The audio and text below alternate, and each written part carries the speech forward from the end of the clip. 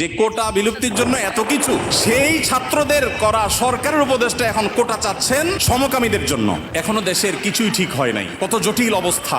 এখনো পুলিশ ভালো করে তাদের কাজে যোগদান করতে পারেনি, এখনো স্থবিরতা আছে, স্টাবল হচ্ছে না। সবাই সর্বাত্মক সহায়তা করছে, আমরা সবাই সহায়তা করছি। এই শুরুতে এসেই দেখেন তারা একটা পর একটা দফা দিচ্ছে এবং সেখানে এদের দফার সাথে দফা দেওয়ার জন্য, দাবি দেওয়ার জন্য উপদেষ্টা মহোদয় তাদেরকে বলছেন এবং বলছেন ঝাঁপিয়ে পড়বেন। আপনারা গতকালকের একটা নিউজ হয়তো অনেকে দেখেছেন যে কলকাতার আরজি কর হসপিটালের একজন ডাক্তার, একজন নারীর চিকিৎসক, তার প্রতি পাশবিক নির্যাতন করা হয়েছে এবং তাকে হত্যা করা হয়েছে ভারতে। এটার প্রতিবাদে ঢাকা ইউনিভার্সিটিতে একটা আয়োজন হয়েছে 16 আগস্ট রাতে, এবং সেই আয়োজনে বর্তমান অন্তর্বর্তীকালীন সরকারের একজন উপদেষ্টা, সমাজ কল্যাণ উপদেষ্টা, তিনি উপস্থিত হয়েছেন। এস মুর্শিদ ওনার নাম। তিনি সেখানে উপস্থিত হয়ে তাদেরকে বলেছেন যে তোমরা কিছু দাবি দাওয়া পেশ করো, কিছু দাবি দাওয়া দাও তোমরা, যে দাবি দাওয়াগুলো বাস্তবায়নের জন্য আমরা ঝাঁপায়ে পড়ব। তিনি প্রকাশ করছেন যে আমরা ঝাঁপায়ে পড়ব তোমাদের সেই দাবি দাওয়া বাস্তবায়ন, তোমরা সেগুলো দাও। দাবি দাওয়া তো রেডি ততক্ষণে, তিনি দিতে বলছেন এবং বলছেন যে ঝাঁপায়ে পড়ব আমরা। এবং তিনি আরও কিছু কথা সেখানে বলেছেন, আমি সেগুলোতে আর যাচ্ছি না। তার পুরো কথার খোলাসা হলো যে পুরা তার কাছে যে সরকারি শক্তি আছে, তার পুরো ডিপার্টমেন্ট ঝাঁপায় পড়বে সেগুলো বাস্তবায়ন করবার জন্য। শুধু তাদেরকে উৎসাহ দিচ্ছেন, তিনি অনুপ্রাণিত করছেন যে তোমরা সেগুলো দাও। তারা দিয়েছে। তারা কি দিয়েছে? 13টা দফা বা দাবি দিয়েছে। এই 13টা দফা দাবির ভিতরে আমি যদি একটু পড়ে শোনাবার চেষ্টা করি, এর ভিতরে একটা দাবি ছিল 3 নম্বরের, সেটা হলো ধর্ম, গোত্র এবং বর্ণের ঊর্ধ্বে গিয়ে প্রতিটি লিঙ্গের মানুষের সম্পত্তিতে সমান অধিকার দিতে হবে। এটা আমাদের প্রচলিত আইন বিরুদ্ধ যেমন, তেমনি এদেশের সংখ্যাগরিষ্ঠ মানুষ মুসলমানদের কোরআনে কারিমের সুস্পষ্ট বিধানের হুবহু বিপরীত। এর আগে বিভিন্ন সরকার যেটা চেষ্টা করেছে, করতে পারে নাই। এখন বৈষম্য দূর করবার নাম দিয়ে কলকাতায় হয়েছে কি, আর তারা দাবি করছে কি? কলকাতায় হয়েছে একজন নারী চিকিৎসক পাশবিক নির্যাতনের শিকার হয়েছেন, তাকে খুন করা হয়েছে। পৃথিবীতে মুসলমানরা নারীদের অধিকার নিয়ে যখন কথা বলেছে, তখন আজকালকার নারীবাদীদের জন্ম হয় নাই। মুহাম্মদ সাল্লাল্লাহু আলাইহি সাল্লাম যখন নারী অধিকার নিয়ে কথা বলেছেন, তখন এই নারীবাদীদের 14 গোষ্ঠীর কারোর জন্ম হয় নাই। যেখানে মেয়ে হিসেবে জন্মগ্রহণ করলে জীবন্ত পুঁতে ফেলা হতো, যেখানে মেয়ে হিসেবে জন্মগ্রহণ করা অপরাধ ছিল, সেই সমাজে নারীকে শুধুমাত্র মুক্তই করেননি নবী সাল্লাল্লাহু আলাইহি সাল্লাম, শুধুমাত্র মৃত্যুর হাত থেকে রক্ষাই করেননি, নারীকে আকাশের উচ্চতায় তুলে দিয়ে গেছেন। কোনো বাবা মা যদি 2টি কন্যা সন্তানকে সঠিকভাবে যথাযথভাবে লালন পালন করে, তার জন্য জান্নাতের গ্যারান্টি দিয়েছেন। তার বিপরীতে 1 ডজন ছেলে সন্তান পালন করলেও এই সুসংবাদের কথা নবী সাল্লাল্লাহু আলাইহি সাল্লাম বলেন নাই। তো সেই মুসলমানদেরকে যদি নারীদের অধিকারের সবক শুনাতে আসা হয়, তো সেটা দুর্ভাগ্যজনক বিষয় ছাড়া কিছুই না। ভাইরা আমার, এখানে আপনারা দেখতে পাচ্ছেন হয়েছে একজন নারী চিকিৎসকের প্রতি জুলুম, নির্যাতন, সেটার প্রতিবাদ হবে। কিভাবে তার জুলুম থেকে রক্ষা করা যায় সেটা বলা হবে। দাবি হচ্ছে কি দেখেন, প্রায় সবগুলো দাবি সম্পূর্ণ অপ্রাসঙ্গিক। তার মানে একটা সুনির্দিষ্ট এজেন্ডা বাস্তবায়ন করবার জন্য ইচ্ছাকৃতভাবে অপ্রাসঙ্গিকভাবে এই সমস্ত দাবিগুলো তারা তুলে আনছে। এর ভিতরে একটা হলো, দেখেন যেটা বললাম, ধর্ম, গোত্র, বর্ণের ঊর্ধ্বে উঠে, মানে কোরআনের বিধানকে সাইডে রেখে বাদ দিয়ে সকল লিঙ্গের মানুষের সম অধিকার। এখানে একটা জিনিস দেখেন, সকল লিঙ্গের মিনিংটা কি? সকল লিঙ্গ মানে কি? নারী পুরুষ? জি না, মূলত সমকামিতার কথা সরাসরি না বলে এই যে সকল লিঙ্গ, তারপরে যে আপনার জেন্ডার ডাইভার্সিটি, জেন্ডার বৈচিত্র্য, লিঙ্গ বৈচিত্র্য, এগুলো সবগুলোর মিনিং হলো যে এখানে তারা সমকামিতাকেও একটা লিঙ্গ হিসাবে, সমকামীদেরকে একটা লিঙ্গ হিসাবে, ট্রান্সজেন্ডারদেরকে একটা লিঙ্গ হিসাবে এখানে প্রবেশ করাচ্ছে, সরাসরি বলছে। তো যাই হোক, এখানে কোরআন কারীমের আয়াতের বিধান থেকে আমাদেরকে, সারা দেশের মানুষকে সরে আসার জন্য আহ্বান করছেন। এই দেশে ছাত্ররা বৈষম্য বিরোধী, কোটা বিরোধী আন্দোলন করেছে কি কোরআন কারীমকে পরিবর্তন করবার জন্য? কোরআনের বিধানকে উল্টাবার জন্য মুসলমানরা রক্ত দিয়েছে? কিন্তু তারা তো সে দাবি করছে। আমাদের ছাত্রদের, আমাদের মুসলমানদের রক্তকে তারা কিসের বিনিময়ে বিক্রি করছে দেখেন। দ্বিতীয় দাবি দেখেন, ইউনিফর্ম ফ্যামিলি কোড চালু এবং তার বাস্তবায়ন করতে হবে। এটার সহজ কথা হলো যে মুসলিম পারিবারিক আইন যেটা আছে এটা তুলে দিতে হবে এবং তারা যে সমাজ চায় সেই সমাজ সোজা কথা বাস্তবায়ন করতে হবে, যেটা এদেশের সংখ্যাগরিষ্ঠ মানুষের চিন্তা, দর্শন, মূল্যবোধের পরিপন্থী। 4 নম্বর এটা। 5 নম্বর দফা হলো এখানে সন্তান অভিভাবকত্বের আইন পরিবর্তন করতে হবে। নারীকে সন্তান অভিভাবকত্ব দিতে হবে। কোরআন পুরুষকে, বাবাকে অভিভাবকত্বের দায়িত্ব দিয়েছে এবং সেটা আমাদের সমাজে প্রতিষ্ঠিত। এটা আমাদের সমাজের সংস্কৃতি, এটা এদেশের মানুষের আবহমান কাল থেকে আসা সংস্কৃতি। এটাকে পরিবর্তন করে ফেলতে হবে। দেখুন, এগুলো এতটা অপ্রাসঙ্গিক এই সমাজে যে এগুলো নিয়ে এদেশের মানুষের কোনো কনসার্ন নাই, কিন্তু তাদের কনসার্ন আছে। এরপরে দেখেন 5 নম্বর হলো সন্তান অভিভাবকত্বের আইন পরিবর্তন। 7 নম্বর হলো নারী, আদিবাসী, প্রতিবন্ধী এবং ভিন্ন লৈঙ্গিক পরিচয়ের মানুষকে দেখেন, নারী আসছে, আদিবাসী আসছে, প্রতিবন্ধী আসছে, এরপরে আবার নারীর পরে আবার ভিন্ন লৈঙ্গিক পরিচয়ের মানুষ বলতে কি বোঝানো হয়?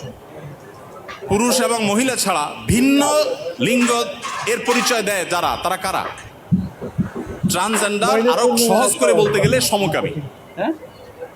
কারণ একজন পুরুষ যখন নিজেকে নারী ঘোষণা করে তখন তিনি আরেকটা পুরুষের সাথে বিয়ে বসে, কারণ তিনি ঘোষণা করছেন নিজেকে নারী, এখন একটা পুরুষের সাথে বিয়ে বসেন। যখন একটা ছেলেকে বিয়ে করেন তিনি, তখন আগে থেকেই তো তিনি পুরুষ, এখন একটা ছেলেকে বিয়ে করলেন, তাহলে সমান কি দাঁড়ালো?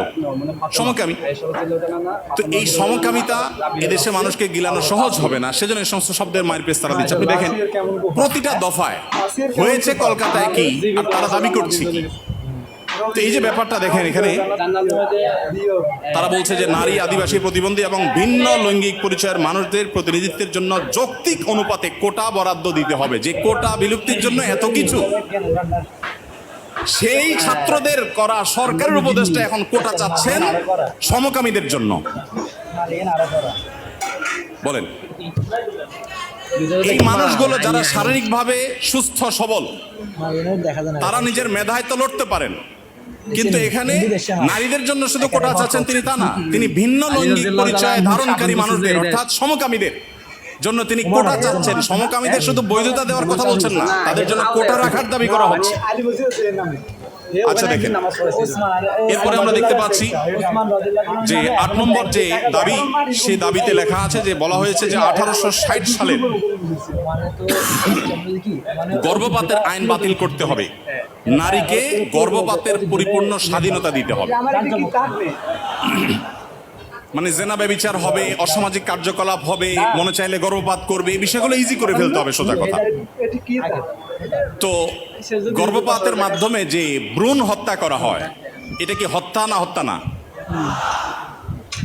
তো মানবতার ধ্বজাধারীরা দাবি করছেন কিসের?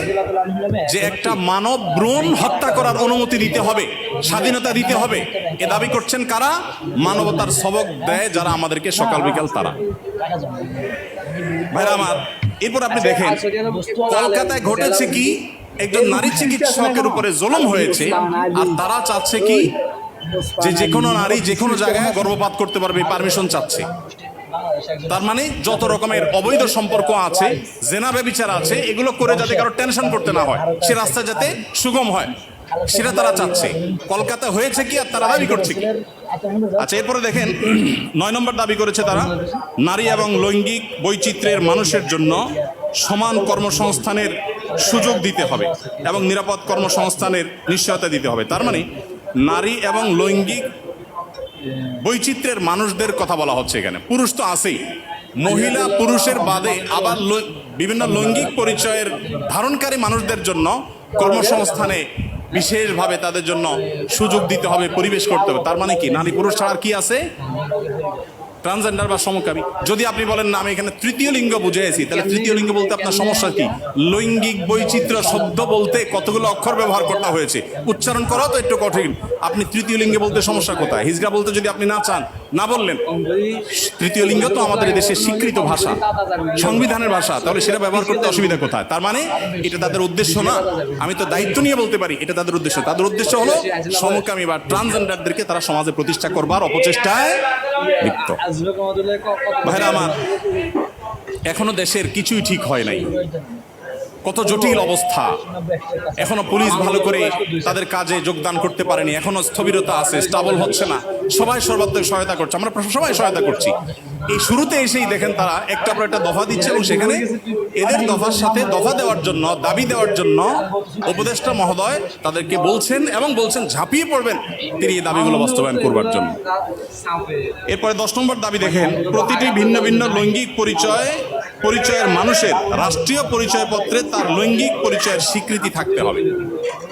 তার মানে পুরুষ, মহিলা, ট্রান্সজেন্ডার বা সমকামী এটা থাকতে হবে। পুরুষ মহিলা তো আছেই, তাহলে প্রতিটি লৈঙ্গিক পরিচয় ধারণকারী মানে কি বুঝাচ্ছেন আপনি? আপনি বলেন যে পুরুষ, মহিলা, হিজড়া বা তৃতীয় লিঙ্গ, এটা তো হয়ে যায়, কিন্তু প্রত্যেকটা মানে কি? প্রত্যেকটা লিঙ্গ পরিচয় ধারণকারী মানুষের মিনিং হলো এটা। বিগত আমলে আমাদের স্কুলে, এমনকি আলিয়া মাদ্রাসার পাঠ্যপুস্তকে যে পাতায় পাতায়, লাইনে লাইনে, পৃষ্ঠায় পৃষ্ঠায় যে সমকামিতার কুশিক্ষা, এই অপসংস্কৃতি এবং বস্তা পচা সস্তা এই চিন্তাধারা এবং বিকৃত ব্যবস্থাপনাকে যারা এই সমাজে পুশ করার চেষ্টা করছে, আমাদের সমাজে এর বাইরে হাজারটা বিষয় আছে, সেগুলো নিয়ে তাদের কোনো মাথা ব্যথা নেই। আবার সেই একই জিনিসের পদধ্বনি আমরা এখনই শুনতে পাচ্ছি। ভাইরা আমার, 11 নম্বর দাবি ছিল তাদের, সব ধরনের লৈঙ্গিক বৈষম্যকারী আইন বাতিল করতে হবে। সব ধরনের লৈঙ্গিক বৈষম্যকারী আইন বাতিল করতে হবে। ওই যে মেয়েদের, ছেলেদের মিরাসের যে আইন আছে সেটা বাতিল করতে হবে। তারপরে যায় আপনার সমকামীদের বিরুদ্ধে আমাদের দেশে আইন রয়েছে, আপনারা জানেন, সমকামিতা লিপ্ত হলে 2 বছর কারাদণ্ডের কথা বলা আছে, সেগুলো বাতিল করতে হবে। এই যে দাবিগুলো আছে, আপনারা এবার মিলান যে কলকাতাতে একজন নারী চিকিৎসক তিনি জুলুমের শিকার হয়েছেন, তার সেই জুলুমের বিরুদ্ধে সর্বকণ্ঠে আমরা শতকণ্ঠে প্রতিবাদ জানাবো, কিন্তু এখানে প্রতিবাদ জানাতে গিয়ে দাবি যেগুলো তোলা হচ্ছে সবগুলো হলো সমকামী এবং ট্রান্সজেন্ডারদের জন্য দাবি। এই যে ষড়যন্ত্র, এটা আমাদের দেশে নতুন না। যারাই যখন আসে, বিদেশিদের টাকা পয়সা ফান্ড পেয়ে তারা সেগুলোকে এই দেশে পুশ করার অপচেষ্টায় লিপ্ত থাকে। তারা জানে না এদেশের ওলামায়ে কেরাম তাদের শেষ রক্তবিন্দু থাকা পর্যন্ত এই সকল অনাচারের বিরুদ্ধে তারা কথা বলে যাবেন। এদেশের ওলামায়ে কেরাম, এদেশের দিনদার মানুষের কোনোদিন এটা বাস্তবায়ন হতে দিবে না। মালয়েশিয়ানরা যদি সমকামীদের যে সিম্বল, তাদের যে রংধনুর সিম্বল, সেই কালারগুলো, সেই 6 কালার, এগুলো যদি কেউ কোনো পোশাকে, আশাকে, ঘড়িতে, কোনো কিছুতে ধারণ করে, আমি যদি ভুল না বলে থাকি, না জেনে থাকি, তাহলে 3 বছর কারাদণ্ডের কথা বলা আছে। তো মালয়েশিয়ান গভর্নমেন্ট যদি এটার বিরুদ্ধে এত শক্ত অবস্থানে থাকার পরেও তারা উন্নতির চরম শিখরে পৌঁছে যায়, আমরা তাদের কাছে চাকর হওয়ার জন্য লালায়িত থাকি, তাহলে এরা আমাদেরকে কোথায় নিয়ে যেতে চায়? একজন উপদেষ্টা মহোদয়, তিনি বর্তমানে আমাদের প্রচলিত আইন, সংবিধানে থাকা জিনিসের বিরুদ্ধে, সবচেয়ে বড় কথা হলো আইন সংবিধানের চেয়েও বড় জিনিস হলো এদেশের সকল ধর্মের মানুষের কাছে ঘৃণিত একটা বিষয়কে সমাজে স্টাবলিশ করবার জন্য রীতিমতো প্রকাশ্যে এখন তারা নেমেছে। এখন একজন আলেম হিসাবে, একজন দায়ী হিসাবে আমাদের বুদ্ধিবৃত্তিকভাবে এই সকল ষড়যন্ত্র মোকাবেলা করতে হবে।